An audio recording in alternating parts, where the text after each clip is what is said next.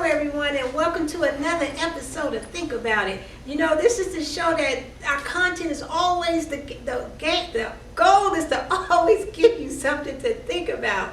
And today I am so honored to have a special guest with me. He's the president of Smith Media and Broadcasting. He's also the owner of KLTr Studios, the one and only Mr. Keenan Smith. How you doing? I'm so good. I'm glad to have you with me today. Thank you. And it's kind of, you know, KLTr Studios. You know, this is something new for Wichita. It's kicking off. And why don't you kind of tell us, what is KLTr Studio? Okay, KLTr Studios was made for creators and videographers, cinematographers to be able to have a platform for creativity on through television production and streaming, you know.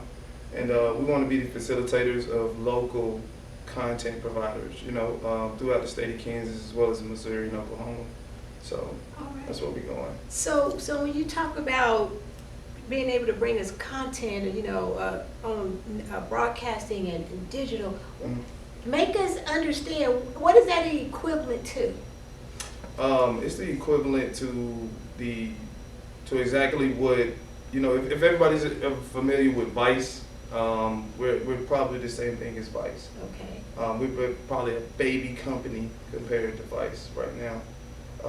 You know, we did actually mirror that exact platform in branding and technology and growth, but we're sticking strict to digital platforms right now. Okay. Okay. All right. So, you know, this is something brand new. When is the official launch date of KLTr TV? Yes, ma'am. The network launch is July 17th. The studio launch, the day that we actually open up the studio to the public, is July 15th. We plan on having a small get-together with investors and some of the contributors that have shows already, and a couple guests from the community. You know, we really want to be able to say thank you and allow us to be a part of the Wichita community right now. So, when the community tunes in, tell me something. What can they expect? You know. Well, you know, we can expect your beautiful face. You know, you can expect a lot of realism. You know, that comes from non-conventional media. You can expect our news to be entertaining. You know, and for the first time in Kansas history, I think that we have a great Black influence, speaking for representation of national media, local media, and also statewide contributors, you know. Right. And great local photography, you know, to be able to capture the assets that we actually need and to control the perception of what we actually should be perceived as a community. So we want always to see Black people getting arrested or Black people getting beat up or intoxicated or hair not combed or whatever perceptions are out there. We're all thieves. That won't be the content? No. And you know why? And a lot of people have the same stigmas with media that a lot of people that we should keep for media. Keep media alive that way, promoting the crime value, promoting general welfare with some entrepreneurs. You know, the natural nationwide network, television networks keep to the same motive. That ain't what you're gonna get from KLTr.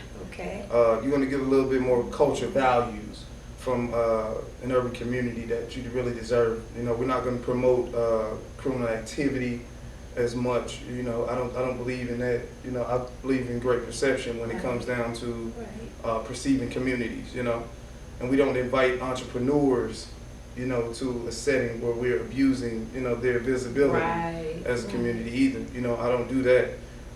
Myself, I am the producer of the show, and I actually am a newscaster on the show.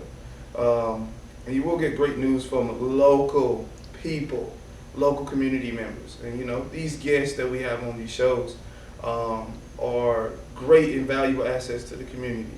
And that's what I want to be able to do with the news. Right, like me myself, I am honored to be a part of KLTr TV. Thank you so much. Know, and I am so looking forward to, like you say, being able to turn onto a station, a network, or something, and see the beauty of our people. Oh, yes. You know, and we come in all different, you know, sizes, shapes, classifications. You know, we are a beautiful people. Yes. And we have so much to contribute, and sometimes that gets lost. You know? Oh, yeah. It gets lost, and so I am just thankful that you are bringing something to us that we really, really need. Not just in Wichita, not just in the state. I'm hoping to see this go, you know, Right. big time, because Right. this is something we need. Well, we actually have a nationwide contributors program that is set to set up.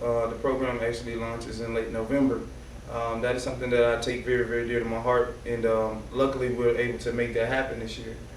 So you get local filmmakers, you get local producers actually behind cameras in our own studios or at their own capacity, you know, that they're allowed to have, you know, and become contributors to a part of success, you know, that's more visible than, you know, the conventional needs of direct publishing. Yes, ma'am. And you know, and we're in this era right now where we're trying to show our young people, you know, that there's so many different avenues that you can become successful, you know. Oh, yeah. And, you know, sometimes, you know, I went the traditional route. I went to school. I have an MBA. I went to work in corporate America. Right. And here I am now. Look, I'm liking your lifestyle. You know, the creative freedom to bring something to the people that is of value. You know, sit behind the desk, you know, that's cool and all. It's cool. But you know what? When I got my freedom, is it okay to say it? When I got my freedom from the plantation? Oh my God! Oh my God! It did something, you know. It just kind of really emphasized the fact that we are so much more than that. Oh, of course. You know? And not even that. We do the traditional route, and we don't always get the benefit that other traditionalists get. Oh yes, you oh know? yes.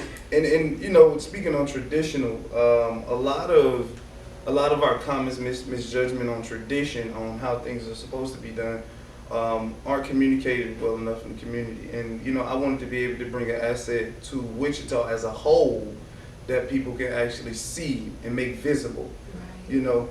And now you can't hide the excellence, you know, and it's just not abundance. You know, it's not an abundance to one photo, you know. Right. And again, the beauty of it is that we bring so much to the table. Oh, yes. It's not just one bright spot or two bright spots. Right. We got a lot of bright spots, and now you're going to be able to showcase that for us here. Like I say, in Wichita, y'all. Our talent will be on the front line for a change. You know, we hear so much. And you know, last year before, this Chung report came out, and it kind of evaluated the African American communities. It evaluated Wichita as a whole, but it said that a lot of the talent that comes from Wichita leaves. Right. I myself almost left Wichita. I left for about 8 months, and you know, God was like, hey, I had a choice to where I was driving down 77, and I had a choice to where I was gonna go to my left or go to my right, and the steering wheel turned by itself. Like I you know, and the whole time praying the whole time driving here, that something changed. You know, something changed in me as a person, and it did. I'm gonna take a break. Chanel, are you watching the camera? It looks like you were asleep over there. Keep going. Keep recording or no? Keep recording. So you're a transplant. You're not a native. No. Okay. So even as a transplant, you wanted to leave Wichita. I did. I did. Because I think of a transplant meaning that you looked at the map and you chose to come here. Right. I actually came to Wichita with 3 bags. I had 3 bags, but I didn't originally come to Wichita. Well, I came to Wichita. There was no homeless shelters available on, you know, after 7 o'clock. And what I did was I actually ended up telling one of my friends, I said, hey, drop me off in Hutch. And I stayed at a shelter in Hutch, and I worked for a couple of weeks. until I could be able to afford a house, like a home here. So I said, okay, great. You know, and after he did that, you know, I met this guy on Craigslist, and he said, hey, I got an apartment for you, and just so happened the apartment was downtown. Okay, wait a minute. Wait. Homeless shelter? Yeah. So you came to Wichita or this area just on a whim? No, I had bigger dreams. I was originally staying with my brother that lived in Junction City, Kansas. Okay. And him and his wife had a 3-bedroom apartment. And he said, hey, come up from Mississippi, come change your life. And I said, all right, cool. But my brother told me it was Kansas City. I had never. Oh, you didn't know it was It was the Wichita. okey-doke. He pulled the okey-doke on me. He pulled the okey-doke on me. And it was kind of cool, but I was like, whoa, wait a minute. You know, if you ever been to Little Junction City, you know, Right, it's a, Junction City. yeah, it was a great. But a lot of times, though, when people hear Kansas,